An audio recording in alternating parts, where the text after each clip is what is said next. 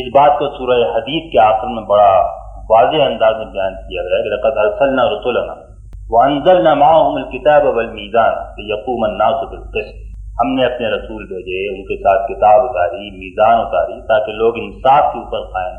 وانزلنا الحدید، ہم نے لوہا اتارا، فیہ باس شدید ومنافع للناس، اس میں سخت لڑائی کشمکش بھی ہے، لوگوں کے لیے منافع بھی۔ ولیعلم اللہ من ینصرہ ورسلہ بالغیب، تاکہ اللہ جانے کہ اس قوت کو کون استعمال کرتا ہے اللہ اور اس کے رسول کی مدد کے لیے، تاکہ انسان انصاف کے اوپر قائم۔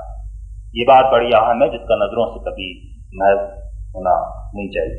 پھر اس سب کو سمیٹ کر پھر جو بیان کیا گیا قرآن میں، اس کو شہادت حق کے لفظ سے بیان کیا گیا ہے، لتکونوا شہداء علی الناس، یہی اس امت کی تشکیل کا مقصد ہے۔